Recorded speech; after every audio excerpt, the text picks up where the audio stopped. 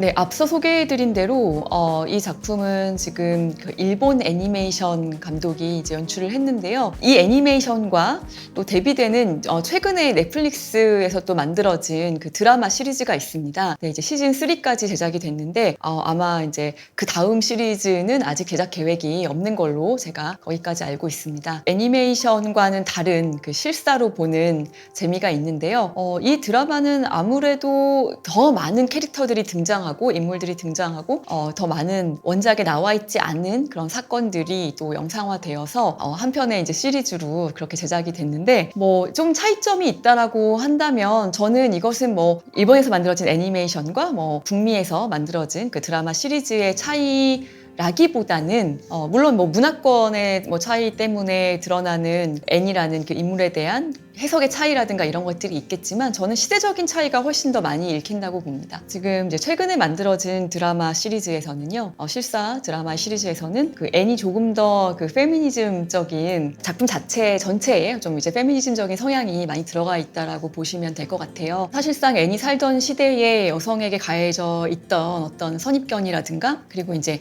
여성의 성 역할 같은 것들 그런 것들을 극복해 나가려는 그런 애의 모습이 보여지고요. 아무래도 이제 애는 정말 자유분방하고 그런 성격의 여성이다 보니까 또 자기가 하고 싶은 일들을 또 진취적으로 해나가는 그런 여성이다 보니까 그런 부분들이 조금 더 강조되어서 이 실사 드라마에 보여지고 있고요.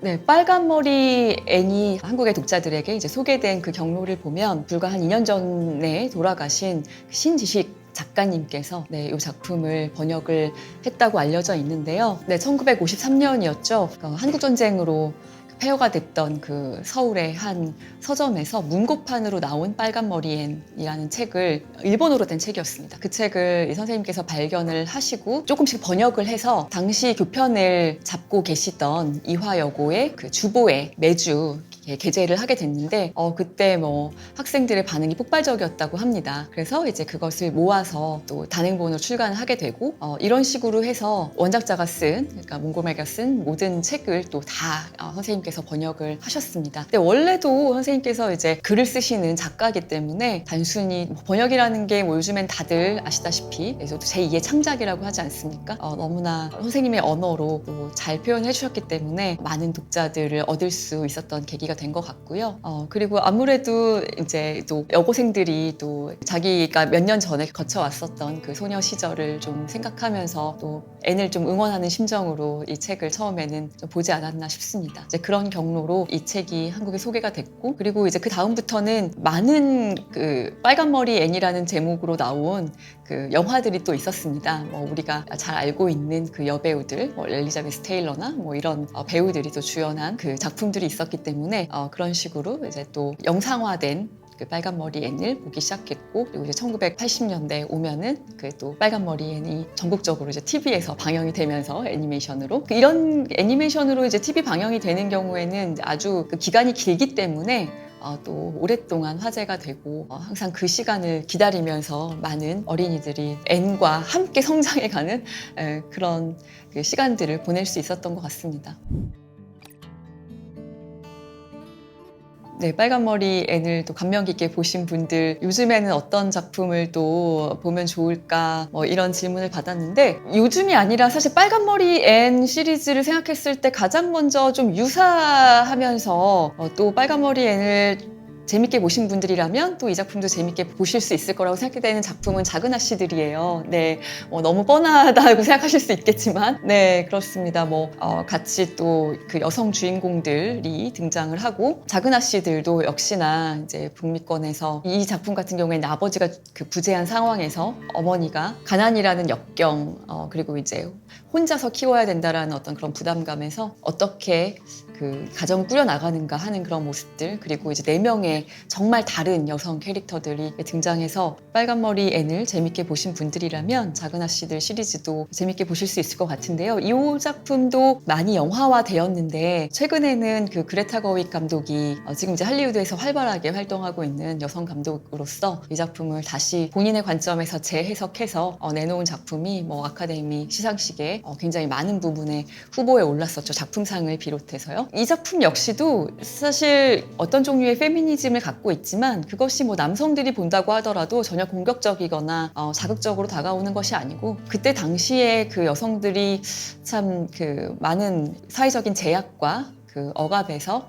어떻게 그래도 자신의 꿈을 키워나가려고 노력했는지에 대한 그런 부분들에 충분히 공감하시면서 볼 수 있는 작품이라는 생각이 듭니다. 한 편 더 소개하려고 하는데요. 저는 사실 작은 아씨들보다도 작은 아씨들과 빨간 머리 앤이 가지고 있는 여러 가지 유사성들이 있음에도 불구하고 저는 이제 몬스터콜이라는 작품을 떠올렸어요. 이 작품은 그 어린 소년이 주인공인데요. 역시 이제 성장담이지만 이 소년은 그 아버지와 어머니가 이혼을 했고 어머니와 함께 살고 있는데 어머니는 지금 곧 돌아가실 정도로 굉장히 고통에 시달리면서 병을 앓고 계시는 투병 생활 중입니다. 네, 이렇게 되니까 외할머니와 살아야 되는 상황이 됐는데요. 이 소년과 외할머니는 정말 성격도 다르고 잘 맞지 않는 사람들인 거죠. 그런 상황에서 소년의 이제 꿈속에 나무 모양을 한 아주 거대한 나무 모양을 한 몬스터가 나와서 그 항상 이 소년에게 수수께끼를 던집니다. 그러면서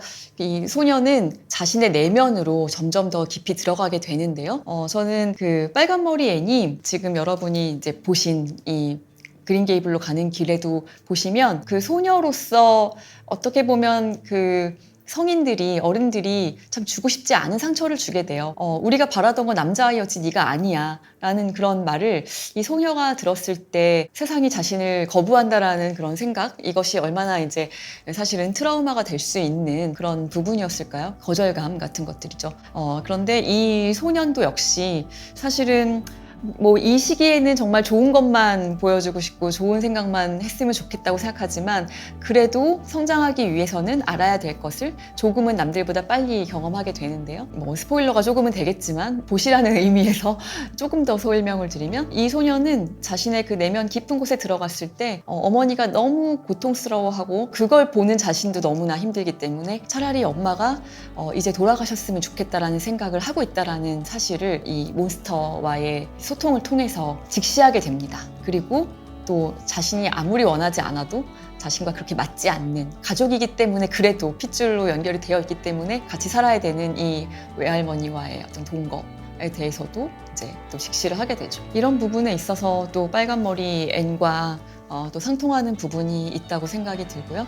그리고 또 이 소녀는 뭐 엄마나 또 다른 어른들이 잘 모르지만 또 굉장히 왜소하고 하기 때문에 반에서도 따돌림을 당하는, 그래서 자기를 괴롭히는 그 덩치 큰 아이들이 있는 그런 상황에 있죠. 가정에서뿐만이 아니라 학교에서도 상당히 큰 어떤 고난 속에 있는데요. 그것을 또 어떤 방식으로 해결해 나가는지도 이 작품에서 보실 수가 있습니다. 빨간 머리엔 또 재밌게 보신 분들이라면 비슷한 고통의 성장담을 다룬 몬스터콜도 추천해 드립니다.